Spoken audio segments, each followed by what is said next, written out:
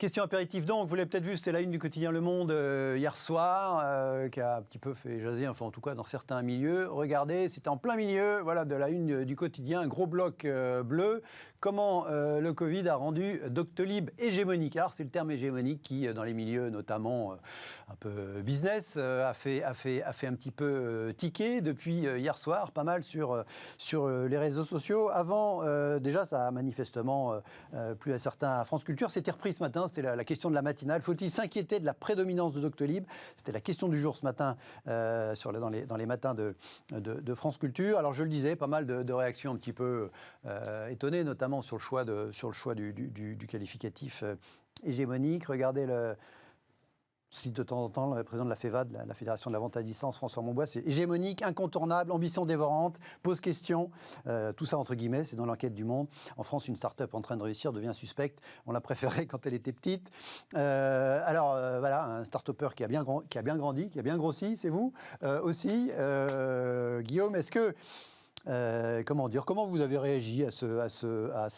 Alors, c'est pas une mise en cause au sens formel quand même, mais il y avait une petite tonalité par le choix des mots par rapport à la réussite de Doctolib, par rapport à cette crise sanitaire, évidemment, dans le cadre qui a pas propulsé parce que l'entreprise avait déjà bien grossi avant la crise sanitaire, mais qui l'a mis encore plus sous les feux de l'actualité, qui lui a permis de continuer à progresser. Voilà votre sentiment d'entrepreneur par rapport à on se demande déjà si c'est pas hégémonique. Alors, plusieurs commentaires. Le premier, c'est que effectivement, comme disait le patron de la FEVAD, on a une entreprise qui réussit extraordinairement. Et on devrait avant tout s'en réjouir. Avant tout, tous s'en réjouir. Qu'est-ce que c'est que cette façon qu'à chaque fois qu'il y a quelqu'un qui réussit, on le jalouse, on le condamne, on lui dit tiens, il est hégémonique. Non, on devrait d'abord et avant tout tous s'en réjouir. C'est une entreprise française, basée en France, qui crée des emplois en France et qui, en plus, offre un service d'une qualité remarquable. Et c'est là où arrive mon deuxième point, c'est que on constate que, globalement, le service qui est rendu est quasiment un service public et qu'il est extraordinairement bien rendu par une entreprise privée. Et, à mon avis, ça devrait donner des idées, et ça serait bien que ça puisse donner des idées au gouvernement et aux futurs gouvernements et hommes politiques sur quelle doit être la place de l'État et quelle doit être la place des entreprises. Ouais. On constate que l'État, il y a des rôles qui sont des rôles régaliens de l'État. Est-ce que organiser des visites médicales et des visites pour prendre rendez-vous pour se faire vacciner doit impérativement être du ressort de l'État? Non, franchement non. C'est extrêmement bien fait et à un coût incroyablement moins élevé en le confiant à une entreprise dont c'est le métier, plutôt qu'à le confier à l'État. Et moi, je trouve que c'est extrêmement intéressant de voir qu'on a là un service, quasiment service public, rendu par une entreprise privée de façon extrêmement pratique, extrêmement fluide, extrêmement simple. Moi, je trouve ça génial. Et au passage, c'est peut-être ça qui fait qu'on arrive à vacciner 650 000 personnes aujourd'hui par jour en France. Absolument. Et avec un management qui est incroyable et un patron, Stanislas Niok-Château, qui est génial. Je ne sais pas si vous l'avez déjà rencontré, mais il est vraiment, vraiment très, très, très, très bon. Exactement. Institut Molinari, je précise, vous êtes a priori un think tank libéral. Nicolas Marquez, votre sentiment, comment vous avez réagi voilà, Je suis exactement sur la même ligne que Guillaume. C'est un très bon service. Ce matin, personnellement, je suis allé me faire vacciner. Je suis allé à l'hôpital des armées comme un certain nombre de gens. De Percy. Ouais. Et la prestation de l'hôpital de Percy était irréprochable. Pile à l'heure, j'étais vacciné, j'avais rendez-vous à 10h45, j'étais vacciné à 10h45, sorti à 11h. J'ai vu 2 médecins et j'avais pris ce rendez-vous grâce à Doctolib. Et pareil, la prestation était tout aussi carrée. Et à l'entrée de l'hôpital militaire, les vigiles, ils sont privés. Personne ne dit c'est scandaleux, les vigiles sont privés. Ah, même un hôpital militaire. Ah oui, vous avez les patrons qui est militaire, et puis la sécurité externalisée. Pourquoi ? Parce que il y a zéro valeur ajoutée à faire gérer l'accueil par des militaires. Une boîte privée le fait très bien. C'est pareil avec Doctolib, et je suis d'accord avec Guillaume, il participe du service public, et j'ai envie de rajouter quelque chose, c'est quand même détestable. On manque de licornes, on manque de réussite comme ça. Il y a 700 licornes à ce stade, on en a 12 françaises, il y a Doctolib qui est là-dedans. Alors Doctolib c'est franco-allemand, Réjouissons-nous. On ne peut pas à la fois se plaindre de ne pas avoir de GAFA, de l'hégémonie des GAFA. C'est franco-allemand parce qu'ils sont présents en Allemagne aussi, mais c'est une boîte d'origine française. Tout à fait. Ils sont très présents en Allemagne, mais c'est des Français. On a une licorne européenne, française, /européenne. On devrait tous se réjouir. Alors d'ailleurs, l'État est un petit peu actionnaire via la BPI de Doctolib, mais c'est quand même d'abord le Neufchâteau qui, effectivement, c'est sa boîte. Alors, je vais quand même essayer de mettre dans la peau des journalistes du Monde. Il y a deux sujets qui, semble-t-il, font qu'ils se posent peut-être la question. D'une part, il y a eu, au-delà de la prise de rendez-vous pour les médecins libéraux, qui était l'origine de Doctolib, il y a eu un gros contrat avec la PHP pour, effectivement, faire la même chose, y compris en hôpital public. Donc là, effectivement, chez certains, ça a pu tiquer. Et puis aujourd'hui, est-ce que de temps en temps, il ne faut pas s'inquiéter pourquoi ça peut tiquer? Mais moi, c'est ça. Pourquoi est-ce que ça peut tiquer de se dire, tiens, on va faire quelque chose de plus efficace, de moins cher, de plus simple pour tout le monde, par une entreprise privée? C'est là où c'est délirant. C'est-à-dire que moi, je suis pas un anti-État. Je suis un ultra pro-État dans ses fonctions régaliennes, là où l'État a du sens.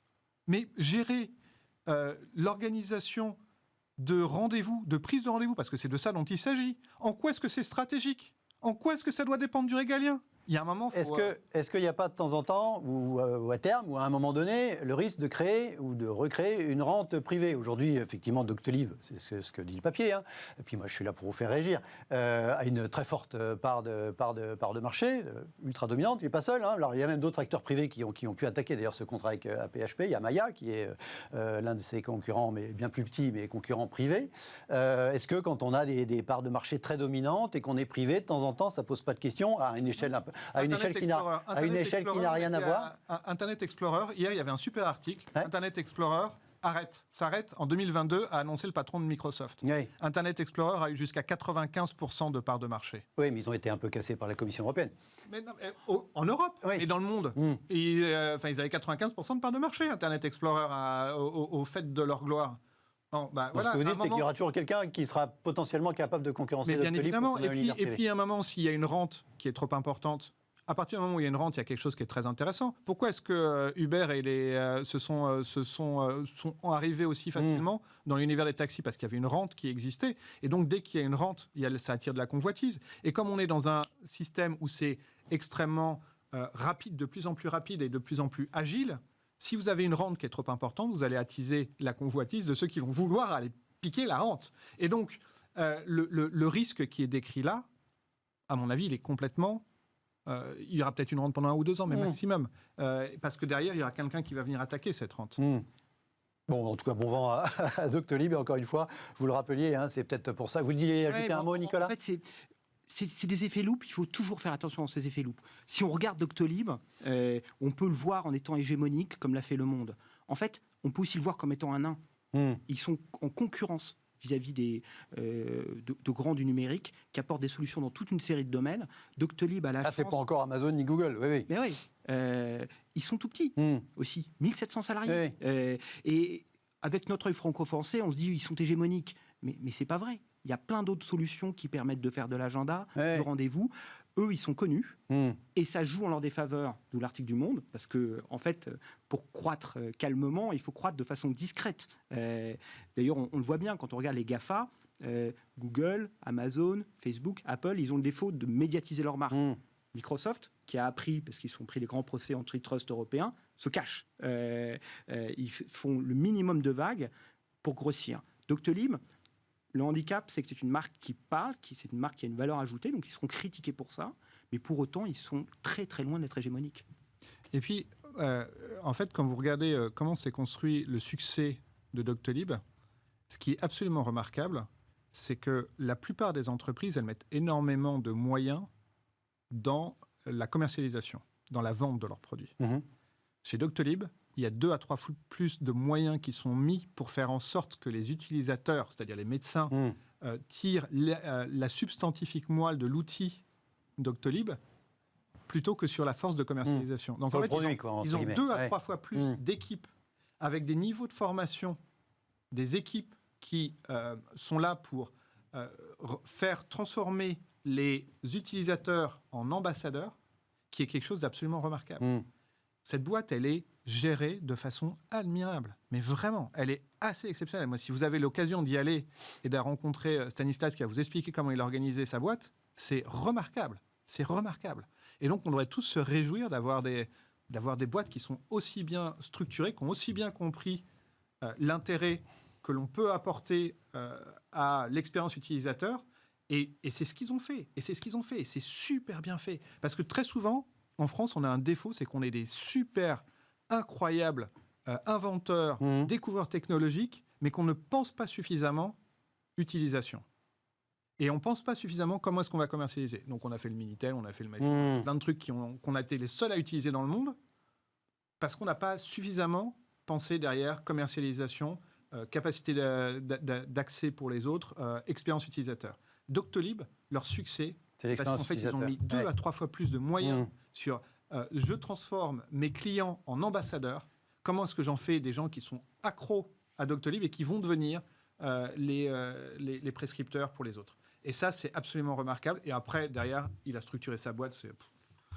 Ça en fait le lien avec le sujet suivant. Évidemment que sur Bismart, on se réjouit du succès de Doctolib. Ça m'intéressait de vous faire réagir sur ce sujet. Tout de suite, en matière de technologie, on va repartir quelques décennies en arrière.